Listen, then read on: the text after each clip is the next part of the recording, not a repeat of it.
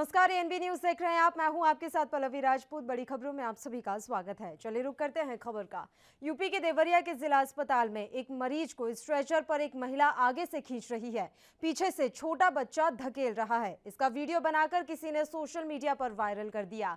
इसे लेकर जिला अस्पताल प्रशासन की व्यवस्था पर अब सवाल खड़े हो गए हैं। अस्पताल सीएमएस डॉक्टर छोटे लाल ने अनभिज्ञता जताते हुए जांच कर कार्रवाई करने की बात कही है। सोशल मीडिया पर लोग जमकर इस पर अपनी भड़ास निकाल रहे हैं। जिलाधिकारी अमित किशोर ने जिला अस्पताल पहुंचकर मामले की जांच की, जिसके बाद सीएमएस ने जिम्मेदार वार्ड बॉय छोटेलाल को पुरुष सर्जिकल वार्ड से हटा दिया। 8 सेकंड के इस वीडियो के सोशल मीडिया पर वायरल होने के बाद से हड़कंप मच गया है। सोशल मीडिया पर कुछ लोग अधिकारियों को तो कुछ लोग सरकार को निशाने पर ले रहे हैं।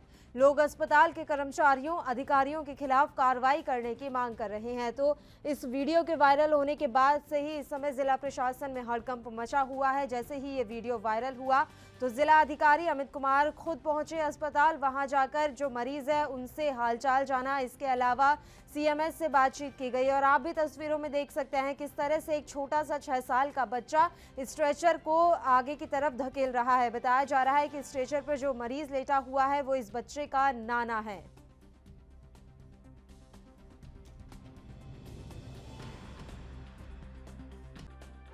इसी में जैसी जानकारी मिली तत्काल यहाँ सीनियर साहब भी हैं, सीनियर से हम आए हैं और तत्काल मरीज से क्योंकि उसका इलाज सही से पूरा नहीं हो रहा है उसको हम लोगों ने जानकारी दिया। छेदी यादव जी हैं, उनके हाथ में फ्रैक्चर हो चुका है और जैसे मैं आया तो मैं देखा कि सीनियर साहब ने सारी व्यवस्था कर रखी है और उनका आज सर्जरी भी होना है, कोई दिक्कत नहीं, मतलब इलाज और सारी व्यवस्थाओं से संतुष्ट है।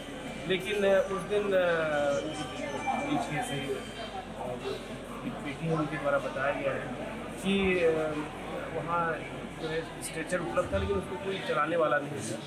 तो मैंने सीएमएस साहब से जानकारी की तो पता चला कि जो यहाँ एजेंसी है क्राइम की, उनके कुछ लोग जो है आक्रोशित थे अपने वेतन को लेके और उसी समय वो लोग अन्य लैब्स और अन्य जगह जो है वो लोग काम नहीं कर रहे थे। उसका तत्काल संज्ञान लिया गया, एजेंसी को भी लिखित में नोटिस जारी की जा रही है सीएमएस साहब के द्वारा और मेरे द्वारा भी एसडीएम सदर से कागज मैंने मांगा है जो विस्तृत जाँच और किसी भी तरह के और मरीजों से भी बातचीत की है की वजह से बच्चे ढकेल रहा था। कोई है नहीं हमारे साथ, हमारा बच्चा हम है, हमारे पिताजी के मार करके बेरहमी से घायल कर दिया लोग, तो हम लोग छेल कर ले जा रहे थे। क्यों ले जा रहे थे? पट्टी बदलवाने के लिए ले जा रहे थे। तीसरे एक दिन का अंतर दे करके हम पट्टी बदलवाने के लिए जा रहे थे। स्ट्रेचर लेने जा रहे थे तो आधार कार्ड जमा कर करके हम लोग पिताजी को ले करके जाते हैं स्टेशन लेकर।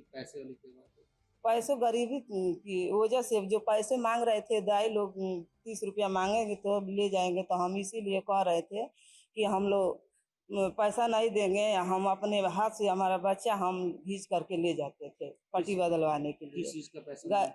स्ट्रेचर के मांग रहे थे, ढेकलने के लिए मांग रहे थे, इसीलिए गरीब की हालत से हम अपना स्वयं करते हैं काम। अच्छा, बाबूजी को क्यों मारा गया है, क्या संबंध है आपसे? हमारा पिताजी हैं। क्यों मारा गया उनको?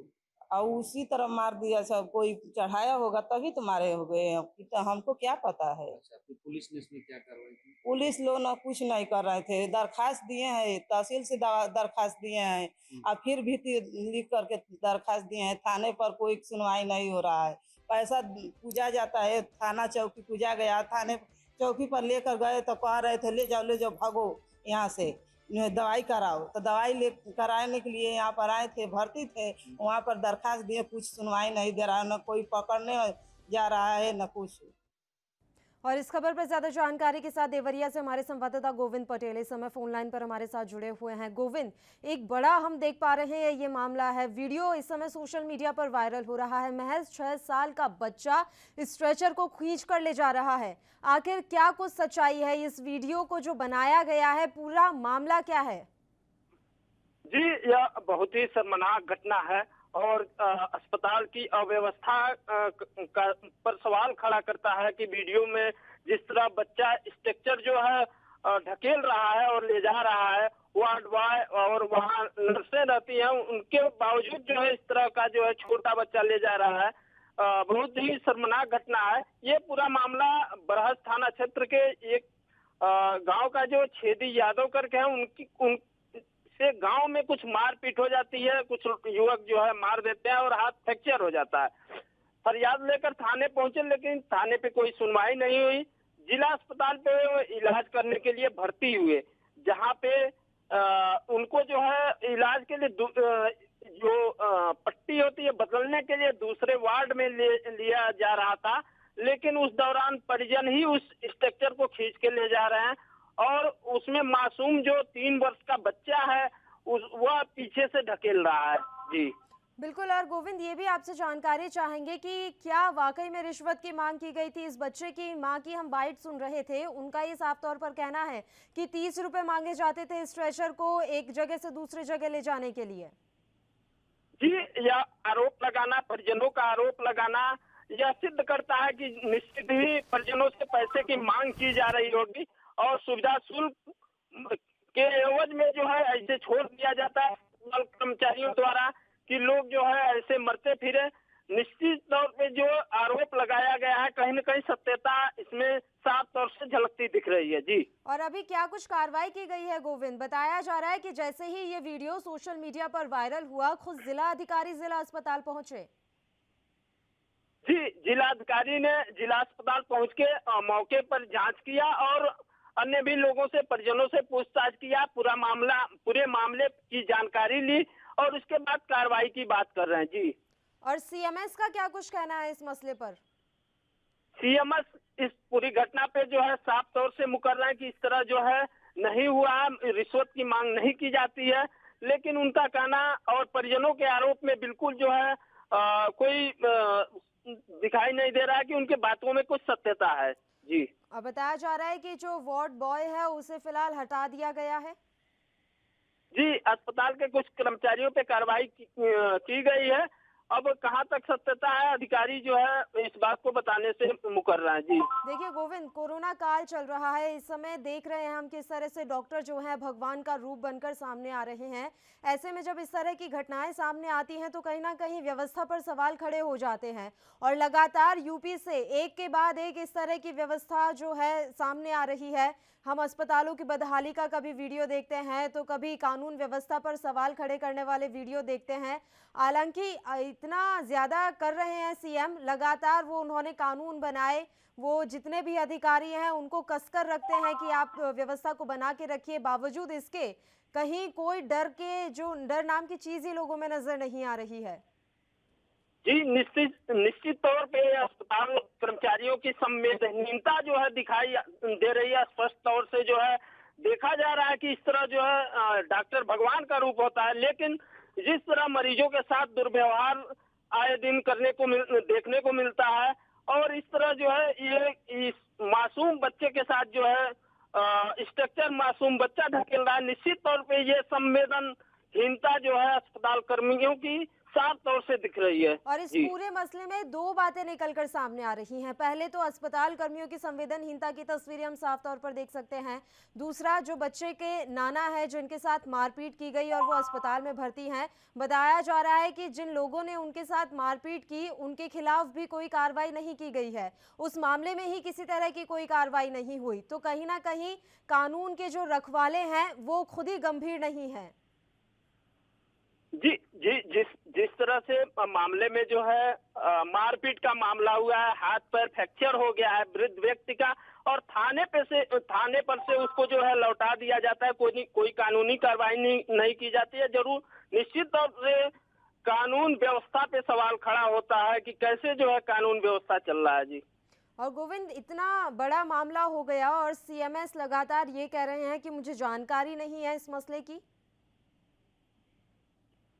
जी, अधिकारियों का तो रटाया जवाब रहता है कि हमको मामले की जानकारी नहीं है। जब मामला सामने आता है, मीडिया के द्वारा सामने आता है तब मामले पे कार्रवाई की बात करते हैं, नहीं तो ऐसे लगता है कि ठीक उनको है जो है गोविंद, बहुत बहुत शुक्रिया तमाम जानकारी हम तक पहुंचाने के लिए। फिलहाल बहुजन समाज पार्टी से ताहा हुसैन जी इस समय फोन लाइन पर जुड़े हुए हैं इसी मसले पर ज्यादा चर्चा के साथ।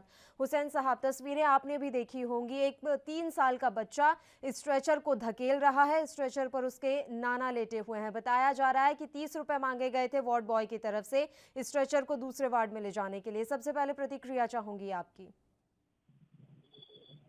इससे ये साबित उत्तर प्रदेश में भ्रष्टाचार कितने चरम सीमा पर है। एक बहुत ही दिल को दहला देने वाली तस्वीर है और मैं पूरी तरीके से निंदा करता हूँ इस वीडियो की, इस तस्वीर की और इस हरकत की। सर, कमी कहाँ रह जा रही है? अगर इतने प्रयास किए जा रहे हैं कि हम व्यवस्थाओं को दुरुस्त कर सकें, भ्रष्टाचार पर जीरो टॉलरेंस की नीति अपना रही है सरकार, फिर कमी कहाँ रह जा रही है? सवाल खड़े होने लाजमी है। देखिए, ये तो इसका बेहतर जवाब तो सरकार ही दे पाएगी जो इस समय सत्ता में बैठे हैं। भारतीय जनता पार्टी के लोग इसका विपक्ष के नाते ये सवाल कर रही हूँ सर कि क्या लग रहा है कि आखिर कमी कहाँ रह जा रही है? मेरे हिसाब से सरकार पूरी तरीके से फेल हो चुकी है। सारे दावे इनके फेल हो चुके हैं। कोई भी इनका दावा जो है फुलफिल ये नहीं कर पा रहे हैं और खास तौर से महामारी के इस दौर में जो इनकी घोषणाएं थी, खास तौर से वो पूरी तरीके से फेल नजर आ रही है। एक ही छोटा सा मजा, मैं कई न्यूज में देख रहा हूँ, जैसे कि एक डॉक्टर ने एक बच्ची का इलाज इसलिए नहीं किया क्योंकि उसको कोरोना से डर था और उसको इलाज न मिल पाने की वजह से उस बच्ची की मौत हो गई। ये भी मैंने कहीं पर पढ़ा था। तो इस तरीके से जो चीजें नई नई सामने आ रही हैं, बहुत सी चीजें तो दब जाती हैं जो खुल करके मीडिया में नहीं आ पाती हैं, जो लोगों तक नहीं पहुंच पाती हैं। तो कहीं ना कहीं मीडिया, उत्तर प्रदेश सरकार पूरी तरीके से फेल नजर आ रही है। ठीक है सर, आप हमारे साथ लगातार बने रहिए। फिलहाल तूरज जैदी जी फोन लाइन पर जुड़े हुए हैं बीजेपी से पक्ष रखने के लिए। तूरज जी, तस्वीरें देखी होंगी आपने, किस तरह से संवेदनहीनता की ये तस्वीरें हैं, क्या कहेंगे? कहाँ आपके सुरक्षा व्यवस्था को दुरुस्त करने के दावे चले गए, हवा हो रहे हैं क्या? नहीं, तस्वीर विचलित करने वाली है, लेकिन ये व्यवस्था पे प्रश्न नहीं उठा सकती है क्योंकि व्यवस्थाएं माननीय मुख्यमंत्री जी ने जो की हैं वो बेमिसाल है अपने आप में। पूरे प्रदेश में कोरोना से निपटने के लिए और सारी व्यवस्थाओं में चिकित्सा की कोई भी सुविधाएं हो वो व्यापक स्तर पर प्रबंध किए गए हैं। जहां कमियां हुई हैं उनको सुधारने के पूरे प्रयास किए जा रहे हैं। माननीय मुख्यमंत्री जी निरंतर नियंत्रण कर रहे हैं और सूरज जी देखिए, एक तो मैं आपको क्लियर कर देना चाहती हूँ सर, मैंने यहाँ सीएम की तारीफों की पुल बांधने के लिए आपको नहीं बुलाया है। बात यह है कि जिस तरह की ये तस्वीरें सामने निकल कर आ रही हैं, आप इन तस्वीरों पर प्रतिक्रिया दीजिए सर कि कमी कहाँ रह जा रही है। मैंने बताया कि वो विचलित करने वाली तस्वीर थी। जो घटना हुई है उसका संज्ञान लिया गया है, अधिकारियों को दिशा निर्देश जारी किए जा चुके हैं और कठोरात्मक कार्रवाई हो रही है। और जहां तक आप तारीफों के पुल बांधने वाली बात, जो व्यवस्थाएं माननीय मुख्यमंत्री जी ने की है, युग पुरुष ने जो की है व्यवस्थाएं, वो आज तक किसी मुख्यमंत्री ने उत्तर प्रदेश में नहीं की। सर, 3 साल का बच्चा स्ट्रेचर को धक्का दे रहा है। देखिए, ये तस्वीर वायरल हो गई है सोशल मीडिया पर, तो ये मामला सामने आया। 30 रुपए मांग रहा है वार्ड बॉय। आप समझ रहे हैं कितने ऐसे अस्पताल होंगे और वहां पर कितने ऐसे भ्रष्ट कर्मचारी होंगे। अगर माननीय मुख्यमंत्री ने इतना ही काम किया है तो आखिर लोगों में भय का माहौल क्यों नहीं है? मैं भय का माहौल आमजन की बात नहीं कर रही हूँ, जो ये भ्रष्ट किस्म के लोग बैठे हैं इनमें भय का माहौल क्यों नहीं है? स्वास्थ्य विभाग के संबंधित अधिकारी को दिशा निर्देश जारी कर दिए गए, कठोरात्मक कार्रवाई हो रही है, अनुशासनात्मक कार्रवाई होगी। जहां पे जो कमियां हुई है उन्हें सुधारा जाएगा। निरंतर प्रगति की ओर बढ़ रहा है प्रदेश। ठीक है, और इस वीडियो सामने आने के बाद सर, ये स्वास्थ्य व्यवस्था वाली बात अलग है, दूसरा ये मामला भी सामने निकल कर आया कि जो व्यक्ति मरीज है, जो स्ट्रेचर पर लेटा हुआ है, उस व्यक्ति के साथ मारपीट की गई, उसके हाथ पैर तोड़ दिए गए, उसके साथ भी इस मसले में कोई कार्रवाई नहीं की गई। बताया जा रहा है कि वो जब भी जाते थे पुलिस थाने, वहां से उन्हें भगा दिया जाता था। आपके संज्ञान में अभी हम लाए हैं कि उत्तर प्रदेश सरकार ने इसको संज्ञान में लिया है। संबंधित अधिकारी को दिशा निर्देश जारी किए गए हैं और जो भी संबंधित कर्मचारी और अधिकारी इसमें लिप्त पाए जाएंगे उनके खिलाफ माननीय मुख्यमंत्री जी की तरफ से स्पष्ट निर्देश है कि कठोरात्मक कार्रवाई की जाए। सूरज जी, माफ कीजिएगा, ये हर बार यही जवाब होता है जब कोई मामला सामने आता है। आप खुद मेरे साथ कई बार डिबेट में जुड़े हैं, जब भी इस तरह से कोई मामला सामने आता है सर, आप हर बार ये कह देते हैं कि अब ये मामला संज्ञान में आया है, इस पर कार्रवाई की जाएगी। देखिए, संज्ञान में जितने भी मामले आते हैं सब पर कार्रवाई होती है। कोई आप ऐसा मामला बताइए जो संज्ञान में आया हो और उस पर कार्रवाई ना हुई हो। सर, बात यहाँ पर ये है कि आखिर लोगों की मानसिकता क्यों नहीं बदल पा रही है। भ्रष्टाचार पर जीरो टॉलरेंस की आप बात करते हैं, तो इन अपराधियों में थोड़ा बहुत तो भय होना चाहिए ना। उन्हें डर तो लगना चाहिए कि हम क्या कर रहे हैं, हम गलत कर रहे हैं। किस तरह से बदलाव लाएंगे आप? तभी तो विकास दुबे का एनकाउंटर हुआ है। विकास दुबे के एनकाउंटर के बाद से ही सर 3 मामले सामने आ गए हैं जो कानून व्यवस्था पर सवाल खड़े करते हैं। सूरज जी, मैं आपको एक बात कहना चाहूंगी सर, विकास दुबे के एनकाउंटर के बाद से ही गिनती के 3 मामले ऐसे सामने आ गए हैं जो कहीं ना कहीं कानून व्यवस्था पर सवाल खड़े करते हैं। लोक भवन के सामने 2 महिलाएं आत्मदाह करने की कोशिश करती हैं। सूरज जी, लोक भवन के सामने कानून व्यवस्था का पाठ आप मुझे मत पढ़ाइए सर। जो कानून व्यवस्था के लिए जो भी व्यवस्था माननीय मुख्यमंत्री जी की वो अनुकरणीय है। आज से पूर्व मुख्यमंत्री को कार्यकाल की आप देखिए, उसकी तुलना कीजिए तो माननीय योगी जी ने जो कार्य किया उसकी कोई भी मुकाबला नहीं कर सकता है। और जहां पर भी कोई एकाध घटना हो रही है संज्ञान लेके तत्काल सरकार उस पर एक्शन ले रही है और संबंधित अधिकारियों और कर्मचारियों के खिलाफ कठोरात्मक कार्रवाई हो रही है। आपने पूर्व सरकारों की बात की। सूरज जी, आप हमारे साथ बने रहिए। हमारे साथ सपा के जो नेता हैं वो भी जुड़े हुए हैं, दिलीप सिंह जी। दिलीप जी, आपसे जानना चाहूंगे आपके कार्यकाल में कितनी ऐसी तस्वीरें सामने आ गई जहां एक 3 साल का बच्चा स्ट्रेचर को धकेल रहा हो। वो कह रहे हैं सूरज जी कि उनके कार्यकाल से हमारा कार्यकाल बेहतर रहा है। नहीं, ये तो घटनाएं सत्याम है। और राष्ट्रीय अध्यक्ष से तत्कालीन अखिलेश यादव जी ने उन्होंने माननीय सर्वोच्च न्यायालय की अवहेलना की थी। उन्हें तो सरकारी बंगला खाली करने से भी इनकार किया था। दिलीप जी, आप अपनी बात दोबारा दोहराइएगा सर, आपकी आवाज हम तक क्लियर नहीं आ रही है। जी, ये तो देवरिया की तत्कालीन घटना है जो पूरा मानवता को शर्मसार कर रही है। इस तरह की असंख्य घटनाएं हैं जो पूरे उत्तर प्रदेश में घटित हो रही हैं। और ये भाजपा की सरकार है और लोग कह रहे हैं कि हम स्वास्थ्य सुविधाओं को और बेहतर करने का प्रयास कर रहे हैं, लेकिन ये हकीकत में कहीं ऐसा भी होता हुआ नहीं दिख रहा है। जी, सूरज यादव जी, आवाज पहुंच रही है आप तक? जी, आवाज आ रही है, आपके बताएं। सर देखिए, स्वास्थ्य विभाग जो है वो बेहतर काम कर रहा है। कोरोना का काल चल रहा है, हम देख रहे हैं किस तरह से स्वास्थ्य कर्मी जो हैं दिन रात एक किए हुए हैं। सवाल यहाँ पर यह है कि जो ये ऐसे कर्मचारी बैठे हुए हैं इन पर आखिर कार्रवाई क्यों नहीं हो पाती है? कहीं ना कहीं तो जाकर इन्हें शह मिलती है। आप कह रहे हैं कि हम कार्रवाई कर देंगे इस मसले पर। आपके सम्मानित चैनल के माध्यम से जनता को भी अवगत कराना चाहता हूँ, जो और दलों के प्रवक्ता महोदय बैठे उनको भी अवगत कराना चाहता हूँ कि उत्तर प्रदेश की इतनी बड़ी जनसंख्या होने के बावजूद युग पुरुष योगी जी ने जो कोरोना से निपटने के लिए कार्य किए हैं उसकी ऐसी मिसाल पूरी दुनिया में कहीं देखने को नहीं मिलती। आज सारी चिकित्सा सेवाएं उच्च स्तर पर प्रदान की जा रही। हमारे अस्पतालों में वो सुविधाएं दी जा रही जिसकी लोग कल्पना नहीं कर सकते थे। एक आध घटनाएं हुई हैं, निश्चित रूप से हुई हैं, इतना बड़ा प्रदेश है हुई। ठीक है सूरज जी, मेरा आखिरी सवाल है आपसे। आप मुझे ये बता दीजिए कि मैं आपसे कब अगली बार बात करूं इस मसले पर, कब तक कार्रवाई हो जाएगी, आप मुझे बता दीजिए सर।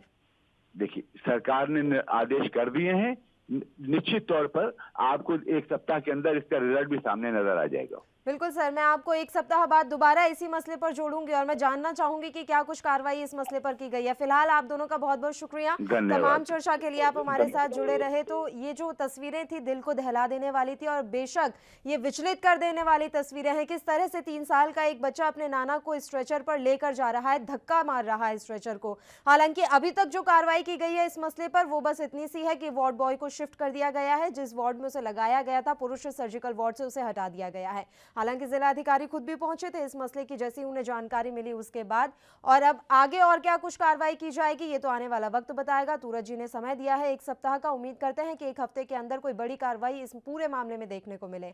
फिलहाल बड़ी खबर हम आप तक पहुंचा रहे हैं। कोरोना का जो असर है वो लगातार नजर आ रहा है। T20 वर्ल्ड कप 2020 स्थगित कर दिया गया है। इस साल ICC T20 वर्ल्ड कप नहीं होगा।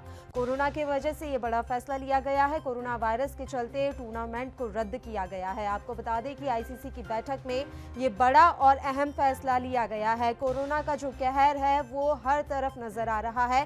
हर तरफ जो गतिविधियां होती थी उन पर भी अब साफ तौर पर कोरोना का कहर नजर आ रहा है। आईसीसी T20 वर्ल्ड कप जो है वो स्थगित कर दिया गया है, रद्द कर दिया गया है। कोरोना वायरस के चलते अब ये टूर्नामेंट नहीं होगा। 2020 में ये टूर्नामेंट होना था, लेकिन आईसीसी की बैठक में ये एक अहम और बड़ा फैसला लिया गया। और चलिए रुक करते हैं अगली खबर का। पश्चिम बंगाल के उत्तरी दिनाजपुर में नाबालिग लड़की से कथित गैंगरेप और हत्या के मामले में सोमवार को नया खुलासा हुआ है। नाबालिग लड़की की सोमवार को आई पोस्टमार्टम रिपोर्ट के मुताबिक उसकी मौत यौन उत्पीड़न या गैंगरेप से नहीं बल्कि जहर के कारण हुई है। लड़की की पोस्टमार्टम रिपोर्ट में कहीं भी रेप या आंतरिक चोट का कोई जिक्र नहीं है। रिपोर्ट में उसके साथ मारपीट होने का भी कोई जिक्र नहीं है। वहीं लड़की की कथित हत्या के आरोपी युवक फिरोज का शव भी आज एक तालाब में मिला है। उसका मोबाइल रविवार को लड़की के शव के पास से बरामद हुआ था। पुलिस सूत्रों के अनुसार यह एक लव सुसाइड का मामला है।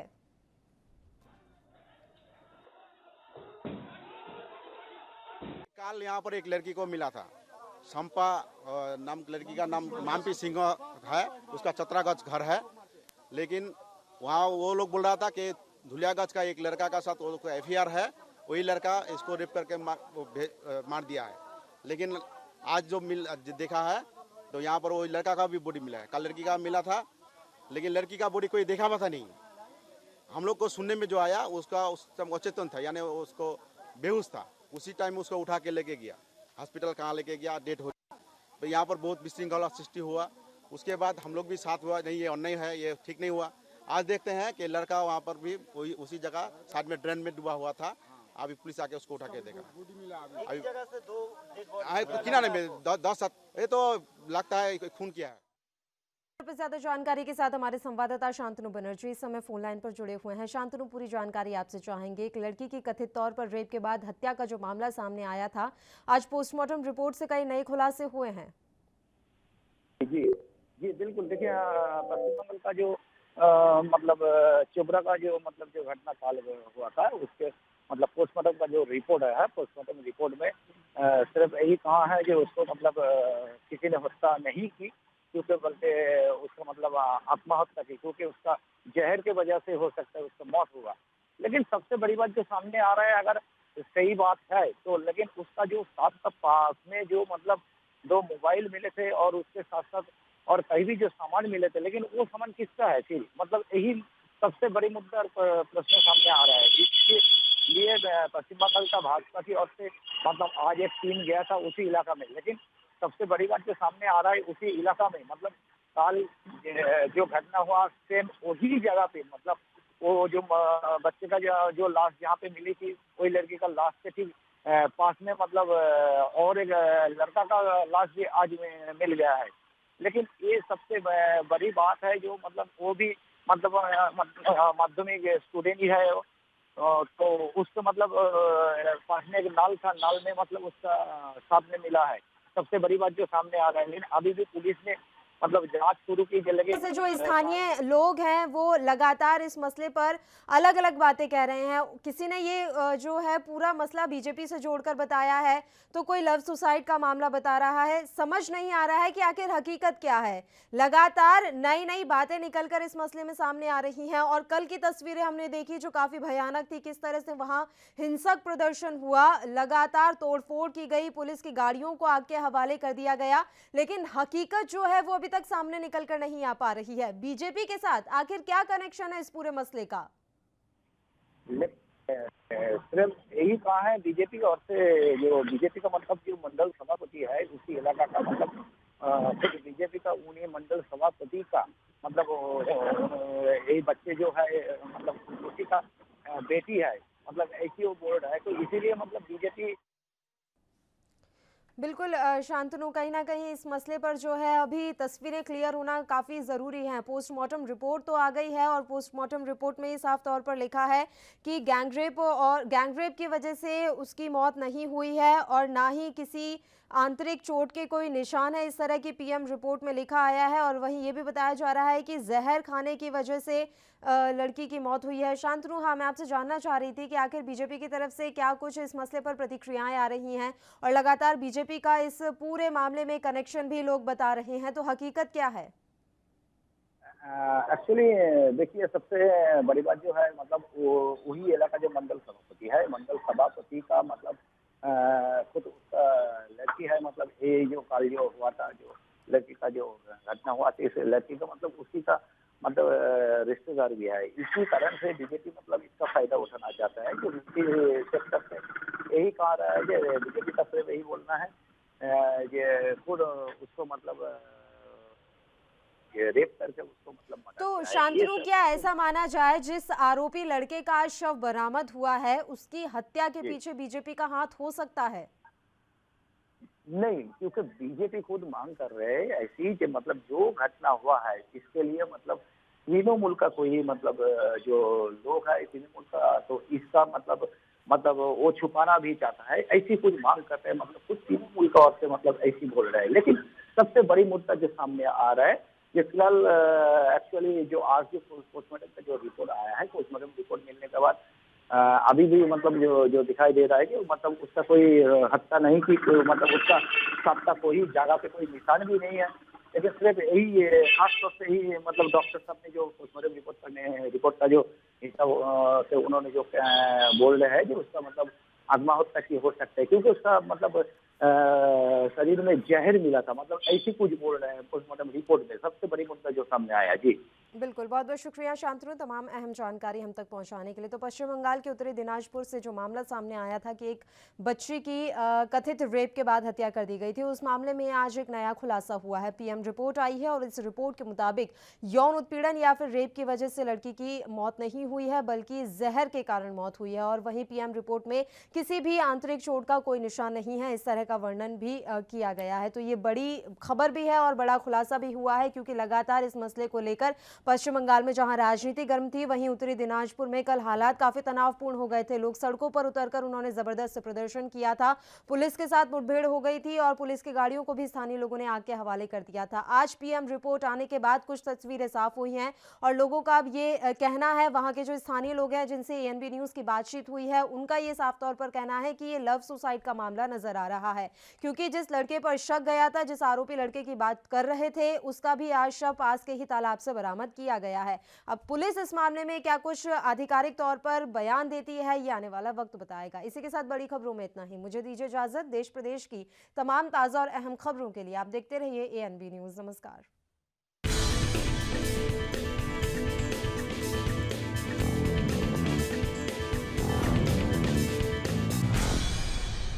देश दुनिया की खबरों के लिए एएनबी न्यूज को सब्सक्राइब करें और बेल आइकन दबाएं।